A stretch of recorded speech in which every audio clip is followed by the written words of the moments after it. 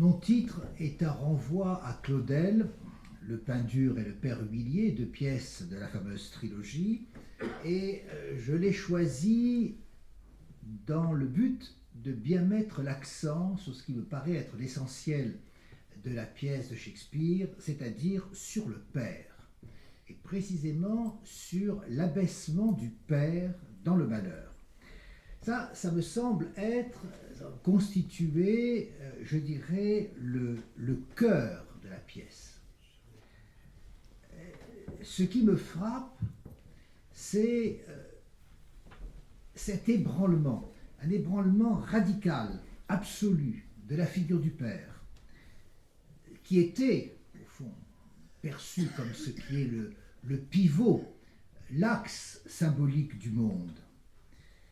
Du Père, et je dirais aussi bien de notre Père aux cieux, n'est-ce pas? D'autant plus qu'on évacue le Dieu de la Bible pour des raisons très simples, c'est que nous sommes à l'époque, le roi Lear est censé se passer à l'époque de Romulus et Rémus à Rome, du prophète Isaïe, par conséquent nous sommes 8 siècles avant Jésus-Christ. C'est la pièce du désastre, un désastre obscur, absolu. Je dirais, comme le mot désastre l'implique, de la chute des astres également. Le ciel s'est vidé de toute gouvernance. On croyait que les astres, que l'ordre du monde était en train d'organiser les choses. Eh bien, ce que montre le roi Lear, c'est qu'il n'en est rien. Et ce désastre est souligné au 5e acte, lorsque l'un des personnages, Kent, dit « Personne n'est le bienvenu ici. All is cheerless, dark and deadly. » Tout est tristesse, obscurité et mort. C'est quand même dans les derniers mots de la pièce, ceci. C'est même en quoi, je dirais, faisant rupture avec tout ce qui ordonnait jusqu'ici pour les hommes, l'édifice symbolique du monde, le cosmos, l'harmonie par conséquent, qui gouvernait les choses depuis l'Antiquité jusqu'au Moyen-Âge. Cette rupture s'effectue dans le milieu élisabétain, qui a été aussi celui des poètes maudits, de Christopher Marlowe, de Robert Greene. Le roi Lear de Shakespeare, dans la mesure où il participe de cette rupture, est l'œuvre qui dit justement notre modernité. Au fond, le roi Lear 1604, Don Quichotte 1605 sont beaucoup plus proches peut-être de notre 21e siècle que les 17e et 18e. Je vous rappelle ce que dit Edmond dès le début à propos de ce désastre. Voilà la folie, c'est la sottise où le monde excelle. Quand nous souffrons dans notre sort, souvent pour excès dans notre conduite, nous rendons responsables de notre désastre le soleil, la lune et les étoiles, comme si nous étions des coquins par fatalité, ou déments par contrainte du ciel, fripons, voleurs et traîtres par action irrésistible des sphères, ivrognes, menteurs, adultères par docilité forcée aux planètes.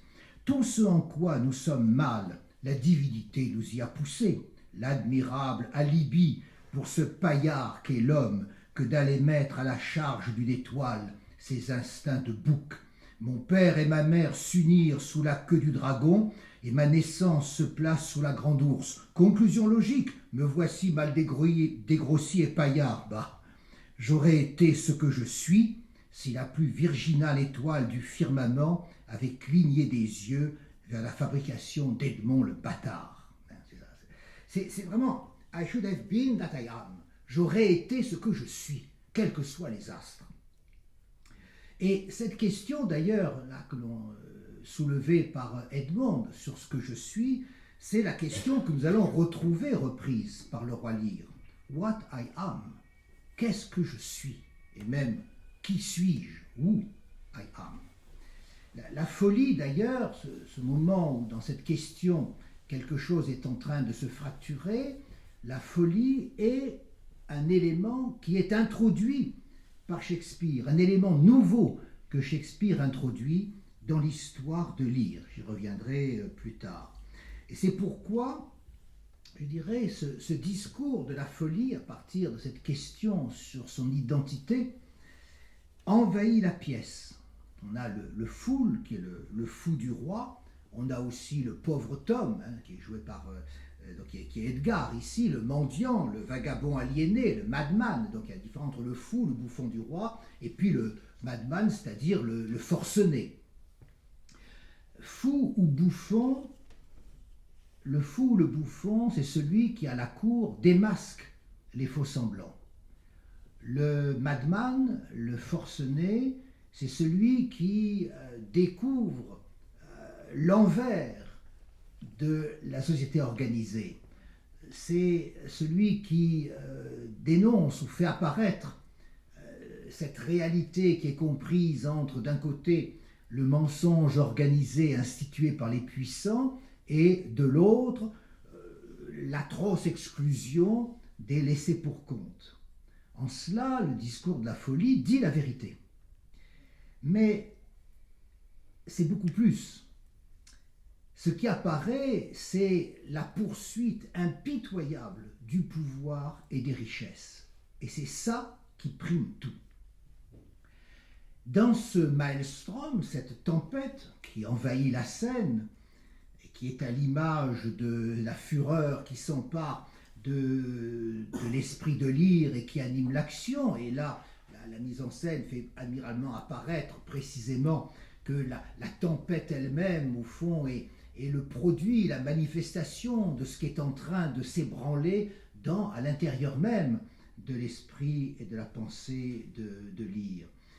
Dans cette tempête, la question qui est posée par le roi, j'y faisais allusion il y a un instant, « Who is it that can tell me who I am » Qui est-ce qui peut me dire ce que je suis, qui je suis? Et la réponse du fou, on est là à la 4e scène de l'acte 1, et la réponse du fou, c'est l'ombre de Lear, shadow, Lear's shadow. Qu'est-ce que je suis, l'ombre de Lear? C'est très beau parce que à travers les siècles, on retrouve là ce qui était la grande, le vers fameux de Pindare dans la 8e Pitique, Tidétis, Tidotis, qui a sonar anthropos, qu'est-il, que n'est-il pas l'homme? L'homme est le rêve du nombre. C'est dans ce renversement de tout, ce qui va s'imposer, c'est une image de fin du monde. C'est dit d'ailleurs, Kant pose la question à l'acte 5, « Is this the promised end » Est-ce que ceci est bien la fin prédite? Est-ce là la fin qui était prédite? Edgar dit, ou bien alors c'est l'image de cette horreur. Et Albanie, c'est-à-dire Écosse, dit « Fallen seas », que les cieux s'écroulent, que la fin arrive. Cette image de fin du monde, une image de l'horreur que rien ne vient rédimer. J'insisterai beaucoup là-dessus parce que les tentatives de récupération pour trouver quand même un sens, pour trouver quand même du bien, sont là. C'est d'ailleurs attendrissant de lire certaines préfaces à cet égard, qui sont très bien faites d'ailleurs, mais ils ne peuvent pas admettre qu'il n'y ait rien, qu'on s'arrête justement sur ces hurlements de Lear qui dit qu'il ferait craquer la voûte des cieux. Et ce qui le démontre, c'est que Shakespeare a changé la fin de l'histoire traditionnelle, l'histoire qui nous venait de la légende bretonne du roi Lear. Vous savez que Lear en irlandais, c'est le roi de la mer. Dans l'histoire des rois de Bretagne, ça remonte tout loin, remonte au Moyen-Âge comme toujours. On est là en 1138, l'œuvre de Geoffroy de Monmouth, et dans sa traduction française qui est le Brut de Was de 1155. De même que dans la pièce qui a servi directement de source à Shakespeare, qui était jouée en 1594. Le roi Lear est de 1604, la pièce en question est de 1594 et elle est en fait déjà plus ancienne. D'ailleurs, ça a été repris aussi, l'histoire des rois de Bretagne a été repris par Spenser dans The Faerie Queene en 1590. Dans l'histoire traditionnelle, Ça ne se termine pas du tout comme ça. Lear, L-E-I-R dans ce cas-là, se réconcilie avec Cordelia et par l'entremise du roi de France vainqueur et non pas vaincu, il retrouve son trône et il vit longtemps heureux, ou dans d'autres versions, au moins il règne encore 3 ans. Or, si vous vous reportez ici à la 3e scène de l'acte 5, dans les scènes finales, vous vous rappelez Edmond, le fils ici de Gloucester, le fils bâtard, le génie du mal tout au long, a été blessé à mort par Edgar, qui est son demi-frère. Et Edmond s'apprête, peut-être ultime repentir, à faire des révélations sur Lear et Cordelia, puisqu'il les a fait arrêter, emprisonner, pour qu'ils soient ensuite, on peut dire, condamnés à mort, ou en tout cas exécutés dans la prison.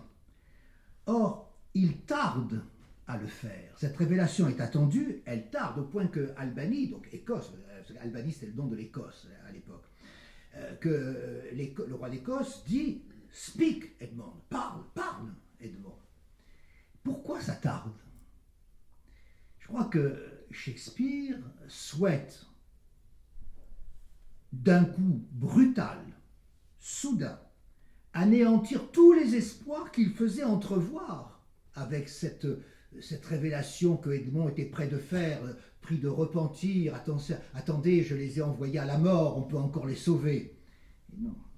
C'est comme si Shakespeare nous disait, eh bien, qu'est-ce que vous imaginiez? Alliez-vous penser que la faiblesse et l'innocence ont ici quelque chance de s'en sortir? Vous en rêviez déjà, n'est-ce pas? Eh bien, vous allez voir que non. Et juste après ça, vous avez la scène, alors que Freud disait être la plus terrible de toute l'histoire du théâtre, Lear entrant sur scène, hurlant, de ce hurlement qui briserait la voûte des cieux, et qui tient entre ses bras Cordelia morte. C'est inexorable. C'est une pièce où on aura tout vu, dans la passion du pouvoir, des honneurs, des richesses, comme dans la volonté des jouissances. Qu'est-ce qu'on aura eu? Des enfants parricides, 2 filles ingrates rejetant leur père déchu dans la nuit de la tourmente, un fils bâtard vendant son père pour supplanter son propre frère et le livrant à une torture horrible, l'énucléation. Vous avez des frères et des sœurs fratricides, une sœur qui empoisonne l'autre et puis qui se suicide, 2 frères qui s'affrontent comme Étéocle et Polynice, cette fois dans un combat judiciaire mortel et s'entretuant. Vous avez des adultères criminels, une femme projetant le meurtre de son mari par son amant pour satisfaire son adultère. Et les morts encombrent la scène, d'ailleurs, comme c'est très bien mis en scène ici. Ils s'accumulent, ils s'entassent. Il faut qu'ils s'entassent, effectivement, sur la scène. Non seulement les morts s'accumulent, mais les rois et les autorités elles-mêmes abdiquent. Plus personne ne veut devenir roi. Albany lui-même, qui devrait au fond prendre les choses en main, Albany, non, il se retire. C'est-à-dire que la pièce se termine comme là où elle avait commencé. Lear résignait son trône, Albany renonce au trône lui-même. C'est plus pour les mêmes raisons, mais on a, entre la fin et le début de cette pièce habilement construite, vous avez là encore cette sorte d'abandon, du renoncement au pouvoir. Alors, il y a juste Edgar qui dit quelques mots. Qu'est-ce qu'il dit, Edgar? Il dit, en conclusion, les jeunes générations ne connaîtront pas une telle accumulation de souffrances. Grand bien nous fasse. C'est de l'humour noir de terminer la pièce.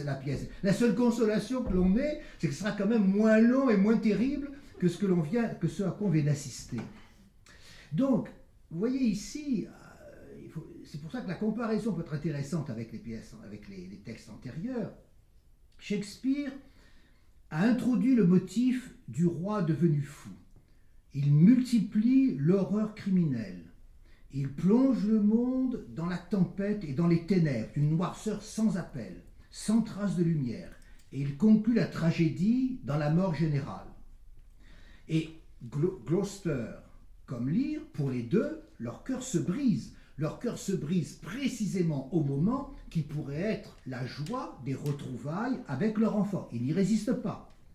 Quant à lire lui-même, alors évidemment, on peut gloser sur la fin de lire, mais enfin, la joie qui est la sienne est une joie illusoire. Il va mourir en ayant de la joie d'éprouver le fait que peut-être un petit souffle de vie a été rendu perceptible par le brin d'herbe ou par le souffle sur le miroir. Il s'imagine qu'il y a un souffle de vie qui émanerait de Cordelia morte et il meurt ainsi abusé dans sa joie même, ce qui est absolument sinistre. Ce n'est pas tout. Il y a une autre trace encore de l'intervention délibérée de Shakespeare dans la légende. Cette fois, non pas par addition, mais par soustraction. C'est Stephen Greenblatt, dans le livre qui a été sorti en 2004, Will in the World, qui avait souligné, et c'est extrêmement intéressant ce qu'il dit, il avait souligné une innovation majeure de Shakespeare au moment de Hamlet, et qui va marquer son théâtre après. C'est le moment où s'ouvre une décennie extraordinaire d'intense création pour Shakespeare. On est à la fin du règne d'Élisabeth Ier et au début du règne de Jacques VI d'Écosse, qui devient Jacques Stuart, Jacques Ier d'Angleterre. En 1600, Élisabeth meurt en 1603. En 1600, on a Hamlet. En 1603, Othello. En 1604, le Roi Lear. En parenthèse, Shakespeare a alors 40 ans, Quinte dans la pièce en a 48, et quant à Lear, rappelez-vous, il en a 4 fois 20, donc il a 80 ans. Et en 1605, on a Macbeth, 1606, Antoine et Cléopâtre, 1607, Coriolan. L'innovation qui est introduite dans Hamlet, selon Greenblatt, est la suivante. Ça consiste à supprimer un élément fondamental de l'intrigue, c'est-à-dire tout simplement le mobile de l'action, qui rendait les choses claires. Ce qui a pour conséquence de créer une opacité, un espace de ténèbres au cœur du personnage, et donc de centrer la pièce sur une conscience, sur une intériorité, dans toute son intensité, sur un sujet. Par exemple, on ne sait pas chez Shakespeare pourquoi Hamlet simule la folie. Alors que, et donc cette folie devient ici un point d'interrogation, alors que dans le Saxo Grammaticus, texte médiéval bien connu, c'était très clair. Hamlet, tout enfant, avait été témoin du meurtre.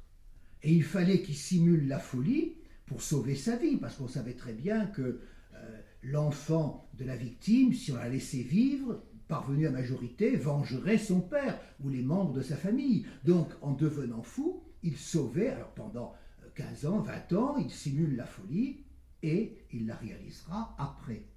De même qu'on ne sait pas pourquoi Iago déteste Othello, alors que dans la source, c'est très clair. Iago avait éprouvé un violent désir pour la femme d'Othello, pour Desdémone. Quant aux sorcières de Macbeth, elles imagent assez cet espace de terreur qui s'installe au cœur de la conscience, faisant de ce qui n'est pas cela seul qui existe, qui passe au réel. Mais dans le cas du roi Lear, qu'en est-il? Si on se reporte à la véritable histoire du roi Lear, qui était donc cette pièce de théâtre, source principale de Shakespeare, une pièce qui est jouée par les comédiens de la Reine, je vous l'avais dit, en 1594. Là, c'était très clair. Cordelia avait fait le vœu de n'épouser que l'homme dont elle est amoureuse. Or, son père, comme toutes les bonnes comédies, son père veut la marier à un prétendant qui répond aux exigences dynastiques. Alors, il la met à l'épreuve pour qu'elle lui déclare qu'elle l'aime plus que les autres sœurs, et du même coup, il la prendrait au mot: si tu m'aimes plus que les autres, alors prouve-le-moi en obéissant au choix d'un mari que je te donne. Vous me direz évidemment, quand c'est si clair que ça n'a plus aucun intérêt. Avec Shakespeare, et donc cet effacement du mobile est extrêmement important. Avec Shakespeare, la conduite du roi paraît justement arbitraire.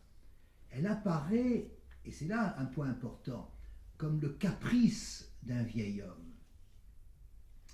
Le caprice d'un vieil homme qui souhaite entendre ce qu'il désire, qui se berce de paroles flatteuses, qui abdique son pouvoir, mais sans renoncer à sa grandeur, sans renoncer à son aura royale. Lear entend rester roi sans être responsable de son royaume. Bref, il veut être aimé, il veut être adulé, mais sans rien engager de soi, sans aucune responsabilité. Donc voilà un personnage qui s'aveugle sur le sentiment des autres, qui ne renonce à rien tout en se déchargeant de tout pour garder tous ses privilèges. Et c'est là que quelque chose se fixe. Il ne s'agit pas de faire de Lear, je ne sais quel sombre personnage, quel on peut dire, démence sombre, comme j'ai lu quelque part. Non, voyez bien quel est le personnage ici. C'est là où se figure, où se fissure dans la figure royale paternelle, au fond, ce qui aurait été un élément d'admiration possible. Il y a quelque chose d'égoïste, d'autoritaire, un pur arbitraire, qui va peser sur la génération suivante comme un devoir de reconnaissance infinie. Regardez de près les réponses des trois filles. Si on prend dans la tradition médiévale, c'est très clair. Goneril dit aimer son père plus que sa propre vie à elle. Regan enchérit en disant qu'elle aime son père plus que tout être vivant au monde. Très bien. Cordeille a aperçu le double jeu de ses sœurs. Alors elle voulut, nous dit le texte médiéval du XIIe siècle, je vous rappelle, les origines du roman médiéval, et du roman tout court, elle voulut gaber son père. Gaber, ça veut dire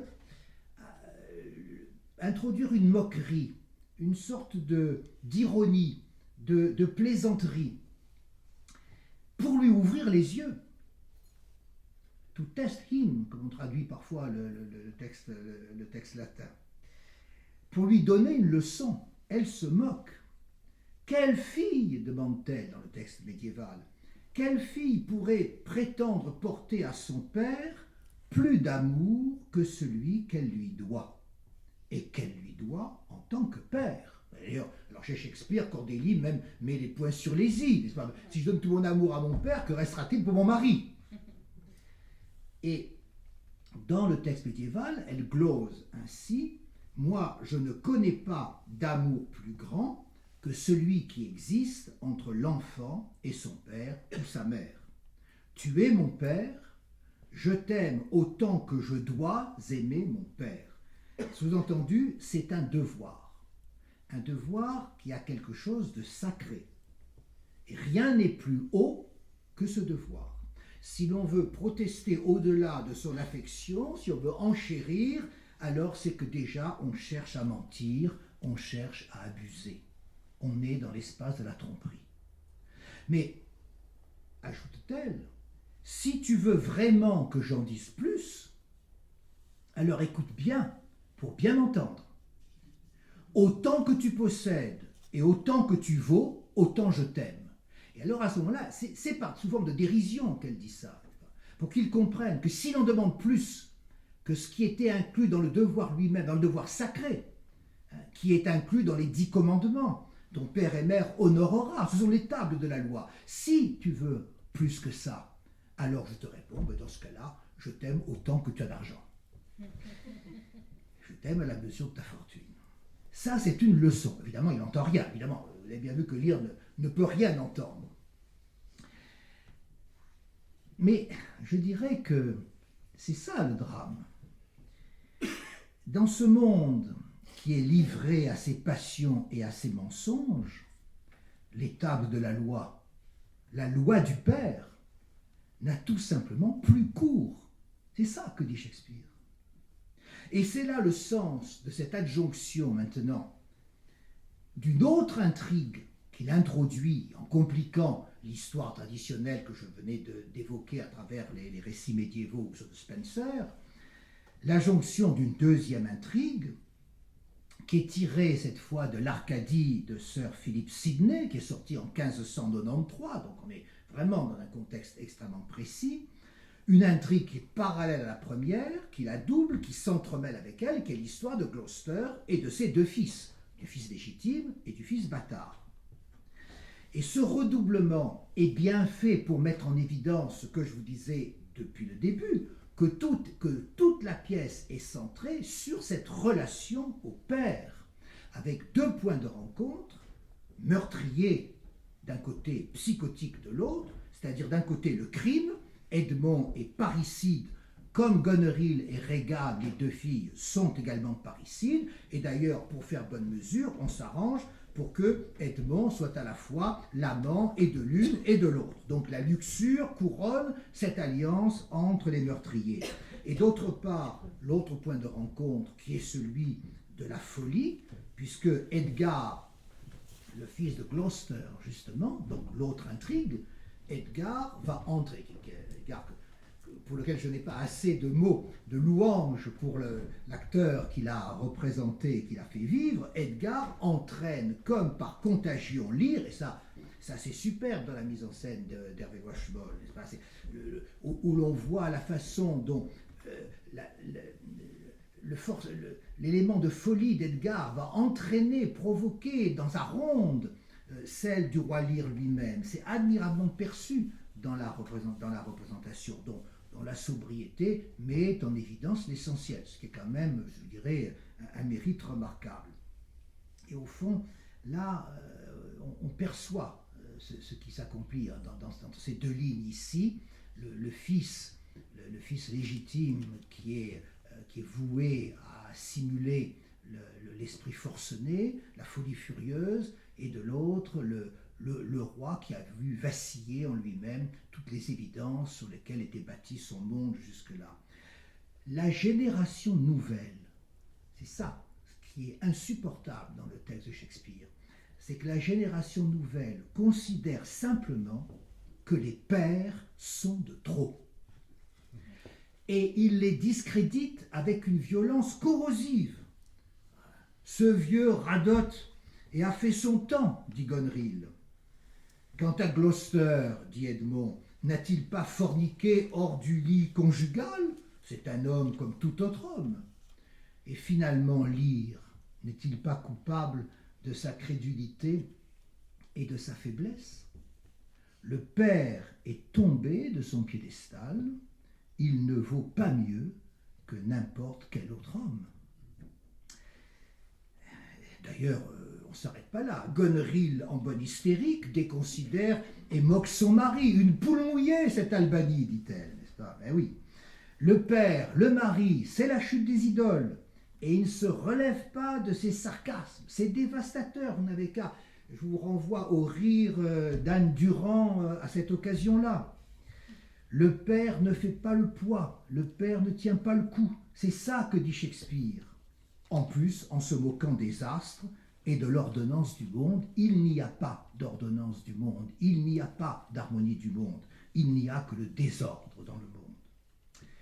C'est pourquoi il faut relire le roi Lear en écho à Édipe de Sophocle, dans Édipe roi, les fameux vers 1270-1295 dans Édipe roi, le théâma, le spectacle qui s'offre au moment où Édipe, qui s'est crevé avec les agrafes prises à la robe de Jocaste, il s'est crevé les deux yeux dans les orbites, et là, les globes en sang, il apparaît cherchant sa route à tâtons.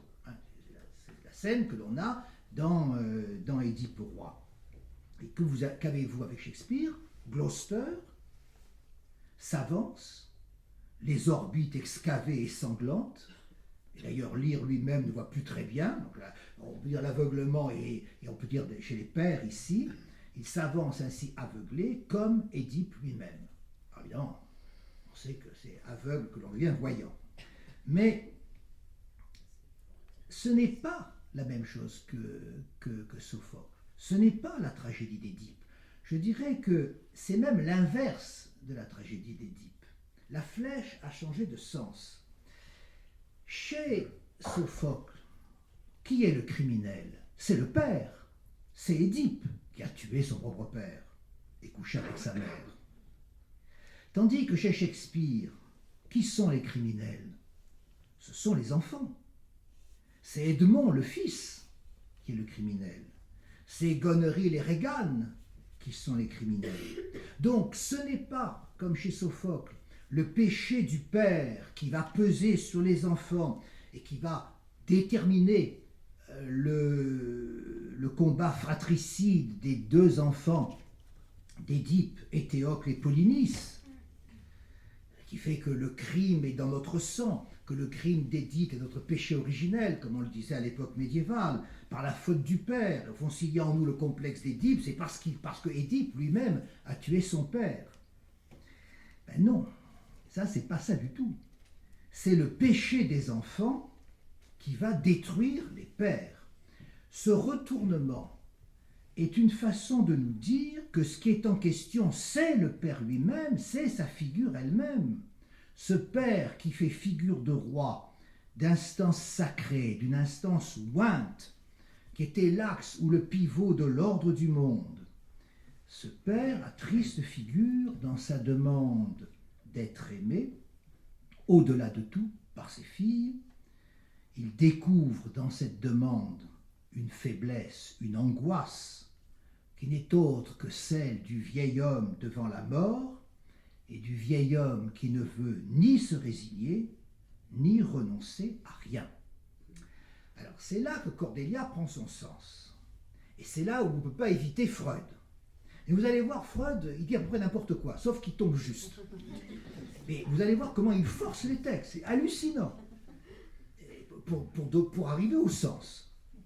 Ça vaut la peine de regarder de très près, c'est un article qui est paru en 1913, Das Motiv der Kästchenwahl, ce motif du choix des coffrets, où d'ailleurs Freud, dans une lettre à Ferenczi en juillet, reconnaissait le fait que d'avoir 3 filles était certainement un élément subjectif qui avait joué un rôle chez lui dans la composition de cet article. Freud part comme ça, en mettant, structuraliste extraordinaire, en mettant en regard 2 scènes. D'un côté, le marchand de Venise, et de l'autre, le roi Lear. Dans le marchand de Venise, la scène est célèbre, Portia, selon la volonté de son père, doit épouser celui des 3 prétendants qu'elle a, qui choisira entre 3 coffrets, l'un en or, l'un en argent, l'autre en plomb, et un seul coffret contient le portrait de la jeune fille. Donc on doit, le prétendant, alors il y en a qui vont vers l'or, d'autres qui vont vers l'argent, et il fallait aller vers le plomb. C'est le plomb qu'il fallait choisir. Ça se trouve dans les Gesta Romanorum, 32e histoire, là encore un texte médiéval, mais enfin je vous épargne évidemment sur mes antécédents. S'appuyant sur l'expérience du rêve, Freud, tranquillement, inverse le motif. Mais voyons, on nous dit qu'une jeune fille doit choisir entre 3 prétendants, certes, seulement pour cela, il faut qu'un homme choisisse entre 3 coffrets. Et bien sûr, vous connaissez la symbolique des rêves, n'est-ce pas? Les coffrets, comme les étuis, comme les boîtes, c'est la femme, n'est-ce pas? Par conséquent, c'est un homme qui choisit entre 3 femmes. Et hop, il a renversé la chose.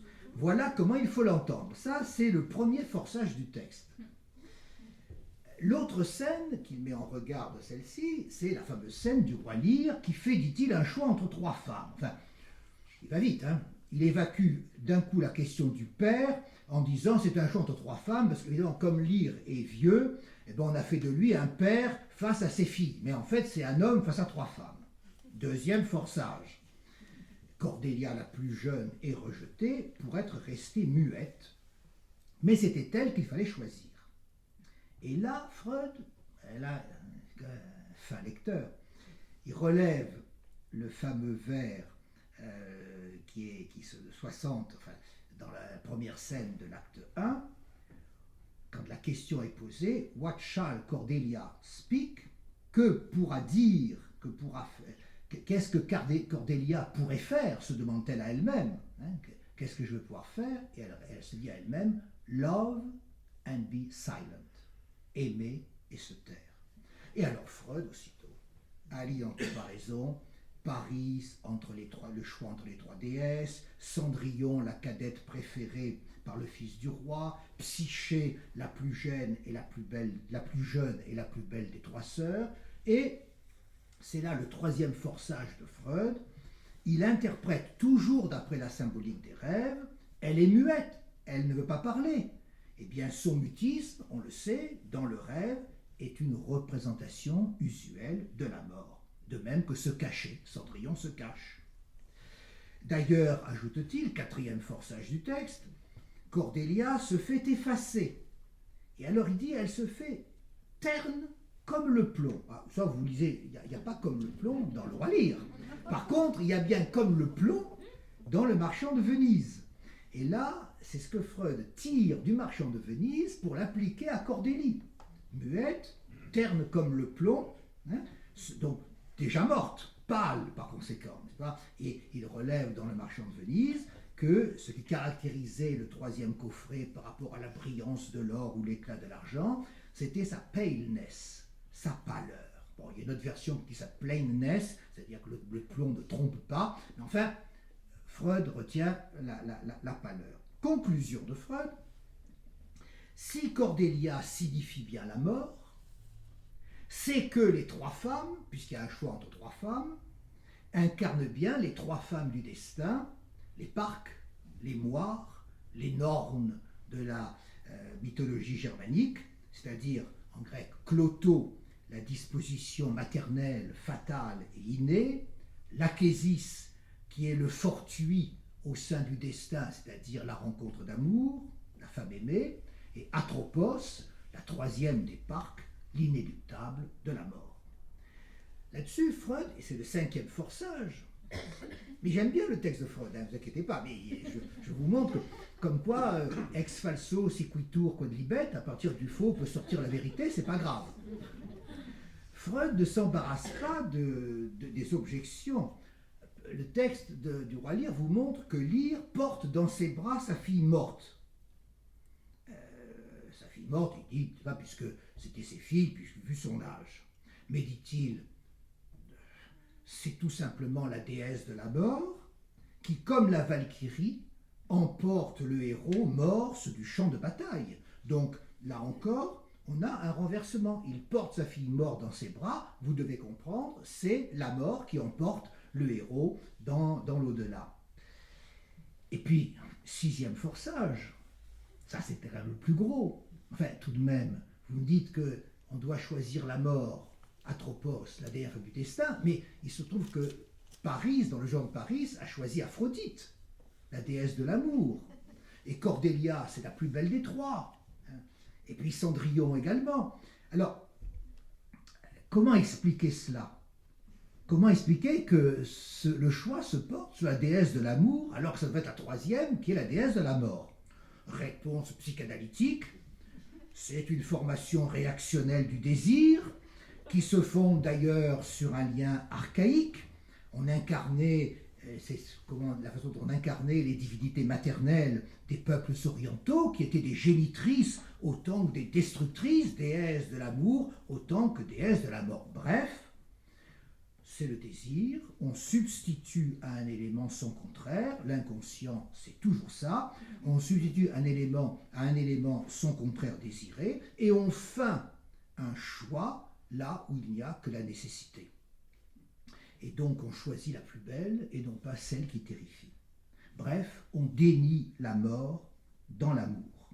Seulement voilà, grâce à l'œuvre littéraire, l'écrivain a toujours un sens plus profond, il y a quelque chose qui reste, un élément de Heimlichkeit, d'inquiétante étrangeté dans le choix de la plus belle. Vous voyez bien, Cordelia est la plus belle, mais elle est muette, donc elle porte la trace de la mort, etc. etc. Donc toute cette construction freudienne paraît totalement arbitraire et en tout cas très forcée. Et cependant, Freud a touché l'essentiel. Lear, dit-il, est un vieil homme, c'est même un moribond. Rappelez-vous, il a 80 ans quand même. Et cet homme promis à la mort ne veut pas renoncer à l'amour de la femme. il veut entendre à quel point il est aimé. Alors bien sûr, dit Freud, il y a des leçons évidentes dans cette histoire. Il ne faut jamais renoncer de son vivant à ses biens ni à ses droits. Il ne faut jamais prendre les flatteries pour argent comptant. Mais il y a une résonance plus profonde.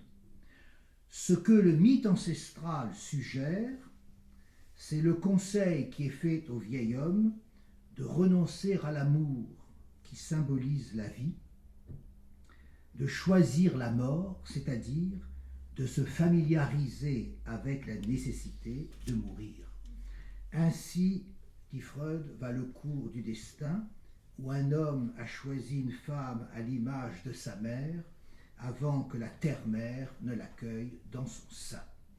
Nous retrouvons ici, et c'est pour ça que j'aime bien la conclusion de Freud, sans tenir compte de sa démonstration qui ne tient pas debout, nous retrouvons ici notre propos initial, lire est l'homme vieilli qui n'a pas renoncé, qui refuse à perdre son identité, à perdre son statut royal, à perdre son statut d'autorité suprême du royaume et de chef de famille. Et c'est là une angoisse.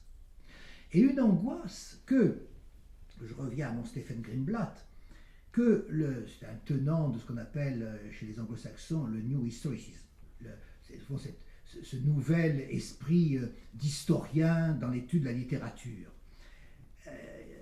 Quelque chose qu'il a ancré dans la réalité de l'Angleterre des Tudors et des Stuarts. Lire partage, nous dit Greenblatt, avec les contemporains de Shakespeare cette angoisse de la retraite, cette angoisse de la dépendance, de la perte de pouvoir, de la menace de la dépendance posée par l'âge. Alors Freud dirait, il n'accepte pas la castration, renoncer au fantasme de toute puissance. Et peut-être, continue Greenblatt, Shakespeare avait à 40 ans, il avait, semble-t-il, songé à se retirer à Stratford, comme vous savez, quitter Londres pour retourner à Stratford, où il entassait d'ailleurs les biens immobiliers, etc. Il s'apprête à se retirer à sa fin quand il se met à rédiger Le Roi Lear. Son père est mort en 1601, à 60 ans. Lui, notre cher Shakespeare, a 2 filles, dont il préfère et privilégie l'une, Susanna, et il a un frère, d'ailleurs, un acteur débutant à Londres, qui porte le nom d'Edmond. Bon, tout ça, c'est des pures coïncidences, bien sûr. Et puis, il y a eu quand même, là, c'est plus intéressant, en 1603, donc l'année avant qu'il compose Le Roi Lear, il y a eu cette affaire célèbre de Sir Brian Annesley. Sir Brian Annesley avait 3 filles, et les 2 filles aînées ont voulu faire reconnaître dans un procès la folie de leur père pour s'emparer de ses biens.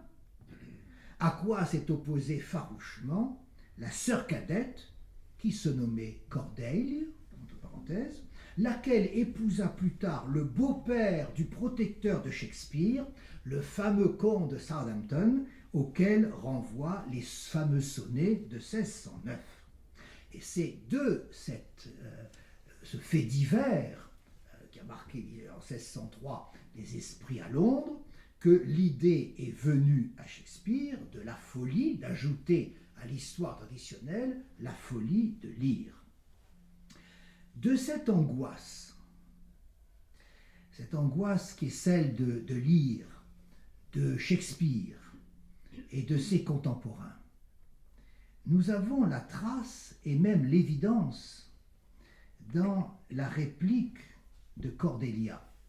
Et c'est d'ailleurs, je crois que le choix de Hervé Loichemol, comme celui de Giorgio Strehler, d'avoir supprimé la première scène entre Edmond ici et Kent, et d'arriver tout de suite sur la scène principale, de même que Edmond apparaîtra, jaillira avec une force considérable. Tout ça, c'est des choses qui sont importantes quand même dans une mise en scène, une réussite. Ce que Lear demande à Cordelia, l'injonction qu'il lui fait, c'est « speak », parle maintenant. Et la réponse de Cordelia, qui avait avait dit « Love and be silent », c'est ce qu'elle se disait à elle-même. La réponse de Cordelia, c'est « nothing », rien. Et ce rien se répète à 4 reprises. D'ailleurs, les échos ne cesseront de se répercuter tout au long de la pièce. Ce rien, c'est ce qui fait entendre, à lire, ce qui fait entendre au vieil homme ce qu'il craint le plus d'entendre, c'est-à-dire le néant, la nuit éternelle où il va entrer. Et c'est aussi le néant de toute dignité, la destruction de son identité, l'anéantissement de tout, de soi comme de ses biens. Et la fin de la pièce n'ouvre sur aucun au-delà, sur aucune rédemption. Il y en a qui vont chercher des rédemptions. Dans une préface, on disait par exemple, voyez comment le roi Lear, Shakespeare dit sa confiance en la rassurante puissance du bien. Je relis la pièce, j'ai rien trouvé de semblable. Shakespeare croyait comme Milton que l'amour céleste défera la haine infernale. Ça c'est du Milton, c'est pas Shakespeare. Shakespeare croyait ici opposer à la nature réprouvée que sert Edmond une conception de la nature régénérée incarnée par Cordelia, etc. Non, la fin de la pièce n'ouvre sur rien de semblable. Lear porte dans ses bras l'atroce évidence de la mort, et ce que Kant a dit, je l'ai cité au début, tout est tristesse, obscurité et mort. Seulement, il y a là quelque chose de terrible, mais plus encore que de recourir à ce qui serait la sagesse éternelle. Après tout, Shakespeare avait lu Montaigne dans la traduction de Floriot, Apprendre à mourir. La sagesse éternelle qui invite à s'accoutumer à la mort, à l'admettre, à apprendre à mourir, à se familiariser avec elle, comme il est dit dans la scène 2 de l'acte 5.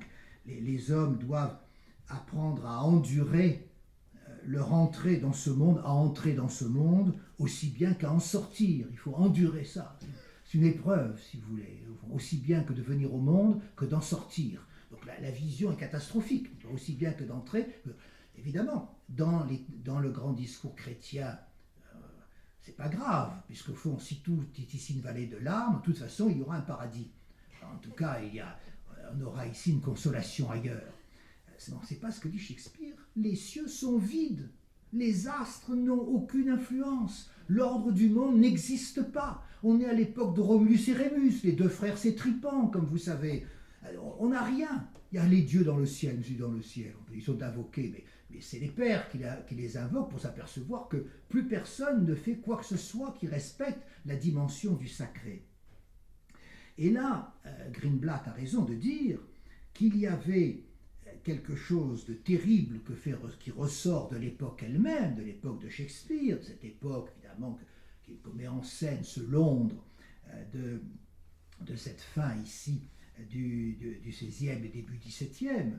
Il y avait un hiatus qu'on ressentait dans la décision la plus simple, comme celle de prendre sa retraite, un hiatus entre l'ordre immémorial, sacré des choses, sur lequel reposaient les hiérarchies de cette société, sur lequel reposait tout ce que les hommes avaient considéré comme un édifice solide pour faire sens, pour que les autorités elles-mêmes aient leur propre légitimité. Entre ça et d'autre part la réalité instable de cet ordre des choses, parce que vous ayez ou non un héritier mâle, ce qui manque bien sûr à lire, dans tous les cas, les plus âgés se retrouvent désarmés face à l'ambition impitoyable des plus jeunes.